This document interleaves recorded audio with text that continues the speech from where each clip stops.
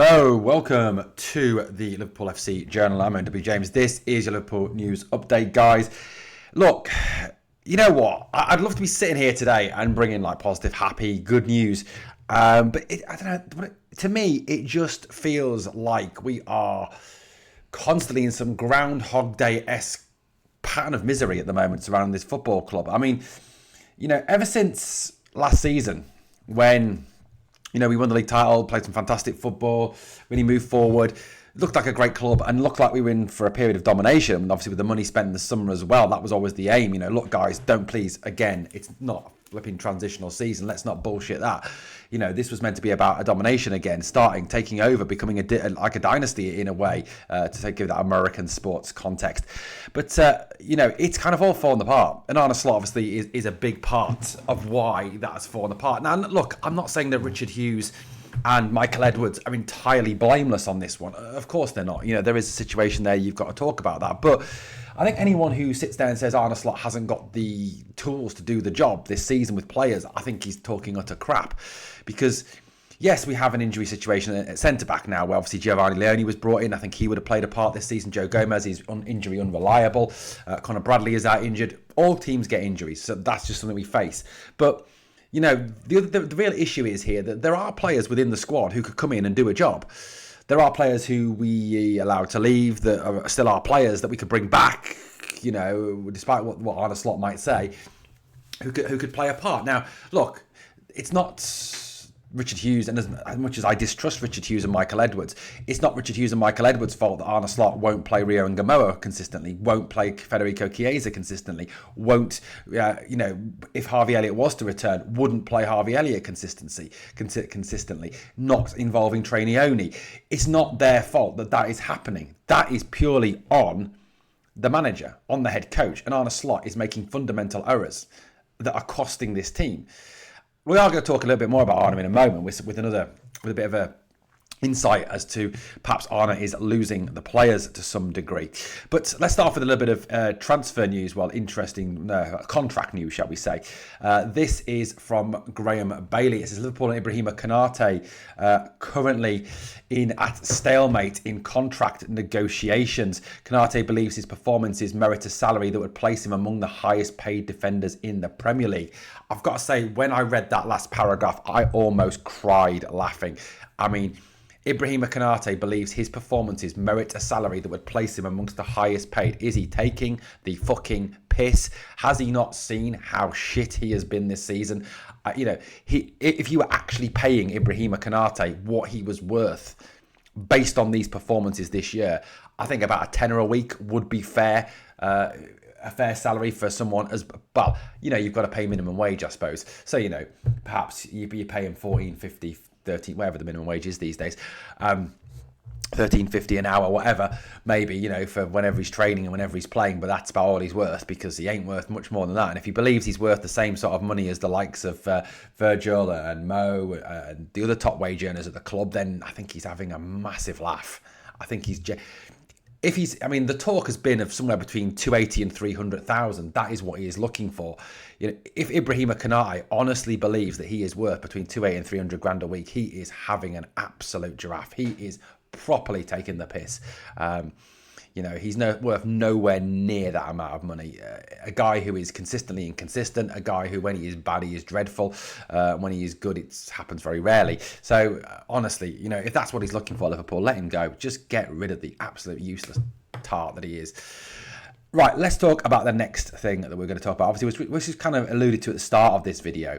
This is coming from John Paul Shibas, but he's not the only one saying this. There's a number of people commenting this as well. Arne Slot is in danger of losing Liverpool dressing room. And this is something that has kind of been talked about all season with, the comments that were made by Alexis McAllister, the comments that were made by Dominic Szoboszlai, comments that have been made by Mo Salah.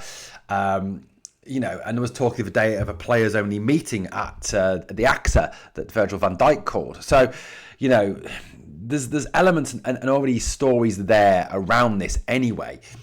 These have intensified after a video surfaced showing a heated tactical exchange between Slot and Curtis Jones, raising serious questions about the player buy-in and the internal unity at Liverpool FC. Now, this is the said video. of what happened. You can see Slot talking to Curtis Jones responding, and there's almost elements there as well where Curtis kind of is basically saying, "What are you going on about? What's the story? You know, what are you actually talking about, Arna?" You know, let's watch it again.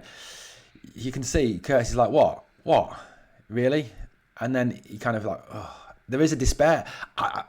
Look, it may be nothing, you know, it may genuinely be nothing, but there seems to be an element there straight away of Curtis genuinely not knowing what the manager's talking about and genuinely thinking to the manager, "Shut the fuck up, mate. He's talking crap again."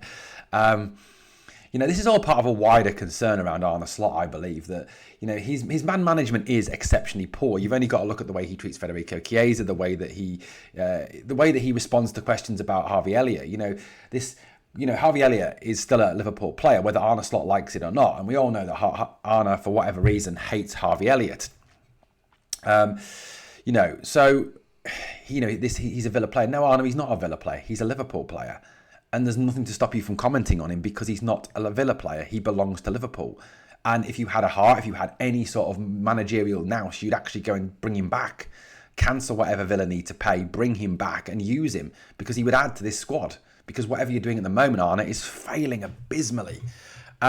It's also part of this thing about, I honestly believe that Arne cannot set a team up to do what it needs to do. You know, he can't set a team up to attack and defend. He seems to be having an ability to keep things solid at the back, but then attack.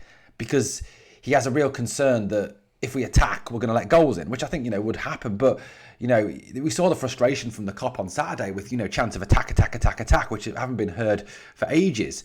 You know, the quick counter-attack is died. We don't do that anymore. If the ball breaks out, we piss about with it at the back and finally slowly pass it up the field when, you know, there's opportunities there to get out and quickly counter-attack. We don't move the ball with any sort of speed. And that's not the players. That's what they're coached to do by Arne Slot. You know, to me, he has ruined this football club. You know, Jurgen built an incredible squad. He built an incredible work ethic. He built an incredible style and shape and formation. And he built an incredible ethos at this football club of attacking football, of going for the jugular, of, you know, if you score 3, we'll score 4. If we score 4, we'll score 5. You know, this whole ethos of we will outfight you, outbattle you and outscore you no matter what. And that's all died. You know, Arne Slot has brought in boring Dutch horseshoe football that doesn't work in the Premier League and will continue not to work. And, you know, look, I mean, yes, he is safe in his job for now. I mean, I think FSG are very short-sighted in keeping this useless Dutchman in charge. But, you know, whilst we look at this, and if you look at it with any sort of football knowledge, you will see that this man is incapable of taking this team to the next level. You know, this man is incapable of building this squad and building this team to be anything other than a team that scraps for a 4th, 5th place in the Premier League. You know, this is not a Champions League winning manager. This is not a manager who's going to win you the Premier League long term. He did not win the Premier League last season. It was Klopp's squad, Klopp's tactics. Like I said, it was Klopp's muscle memory from with the players. It was Klopp's ethos. It was the fact that he managed to keep players fitter last season than Klopp had done, you know, got them through injury. Klopp suffered a lot in his last couple of seasons with player burnout and injury. You know, I think Slot obviously overcame that to some degree. So, look, you know, yeah, for me, Slot achieved nothing, you know, and he failed in all of the competitions last season. So, Slot, to me, is not the man to take this team forward, you know, and I'm hoping that reports that are coming out of the club that they've already decided that he's gone at the end of the season are true. That those rumours, I mean, barring a Champions League win, he is disappearing, you know, would save this football club. Because, you know, Slot is not a Liverpool coach. He would be fine at somewhere like Tottenham or Burnley or, I don't know, Everton, but he's certainly not a Liverpool coach. And I think, you know, we need to be looking beyond him now. Xavi Alonso, I think, you know, top, obviously, and Luis Enrique, another one. But, you know, Slot, for me, has taken this team backwards. He has destroyed this club, destroyed this team, and made us boring, dull, predictable, easy to play against. He deserves zero credit for it, and he honestly needs to go. And I think, you know, there's a lot of the bigger channels out there, with the exception of Anfield Agenda, who will brown nose and soft soap the manager because, you know, they want to stay in with the club, you know, and I'm sure you know who those channels are. You know, I've stopped listening to them. I just literally turn them off because the shit that comes out of their mouth is just ridiculous. I mean, the pure arse-licking behaviour of certain channels, Liverpool channels, is just disgusting. It really genuinely is, and they're not true fans. But there we go. Guys, let me know your thoughts in the comments. Right, next story. Obviously, we've had a laugh at that one anyway already. Let's go moving along a little bit. Where are we going? Here we're going. This story from Paul Joyce. It seems likely that Federico Chiesa departs Liverpool at the end of the season. Now, it was spoken that Juventus could be looking at him in January. However, Liverpool are unlikely to sanction a loan deal at this point and would only be willing to sanction a permanent transfer if they could find a replacement. Guess what, Liverpool? You missed out on one, Antoine Semenyo. So, that is what it is. But, look at it this way. I think this would be highly likely. And I'll be absolutely honest with you. I would not blame Federico Chiesa if he left the club. I really wouldn't. The way he's been treated by Arne Slot has been absolutely disgusting. I'm not saying Federico is the best player in the world. I'm not saying he's a world beater. But the way that Slot has basically treated him like some sort of pleb, it's been disgusting. I think it all goes part of the fact that Arne Slot's arrogance, his narcissistic behaviour, his man management is absolutely awful. He's genuinely one of the worst man managers in the Premier League. If you're in his in crowd, like so Cody Gakpo, for example, has been one of the worst players this season, and I like Cody. Don't get me wrong, but Cody's been dreadful this season. But yet gets a game no matter what because Arne loves him, because he's Dutch, because he's I don't know why. Maybe he's got dirty pictures of Arne on his phone. But at the end of the day, it is just awful, and I wouldn't blame Federico Chiesa if he left. I genuinely wouldn't. And it looks likely that he will leave. Obviously fair play. Good luck to the lad. Hope he goes on to have some great success wherever he goes. I think, look, I'm not saying that he's the best, but he does work. He does try hard. He does put it out there. He does push it for me. But there we go. Obviously, we're building up now to the game on Wednesday night against Marseille. 8 o'clock kickoff at the Stade Velodrome, which will be a very, very tough game. Mo Salah was back in training today for the Reds. Back from AFCON, has been assessed fitness-wise and joined up with the party. Obviously, welcoming Mo back. Now, one absence from the 21 Liverpool players who trained for this Champions League game was Ibrahima Konate. Apparently, Konate has gone back to France for family reasons, and it is uncertain whether or not he will join up with the squad ahead of the game against Marseille, or even for the Marseille game due to these family reasons. The squad that trained today was Alisson, Mamalashvili, Woodman, Van Dijk, Gomez, Frimpong, Kirkes, Robertson and Ramsey, Szoboszlai, McAllister, Gravenberch, Jones, Endo and Nioni, Salah, Wirtz, Ekitike, Gakpo, Chiesa and Ngamoa. Obviously, Calvin Ramsey is not eligible for the Champions League squad, however, as he is not registered to play in the Champions League squad. So he is one that, even though he's trained with the squad today, would not be able to play for Liverpool on Wednesday there. So, look, it is a difficult situation where obviously if we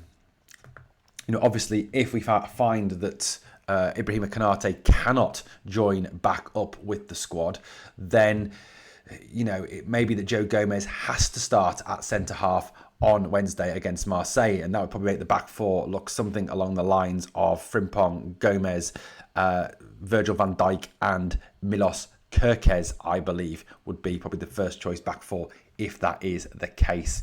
Well, anyway, guys, let me know what you think of the stories we've covered in today's video. Thank you so much for watching the LFC Journal. Please obviously like, comment, share and subscribe and help us to keep growing. Thanks for watching, guys. I will catch you on the next one.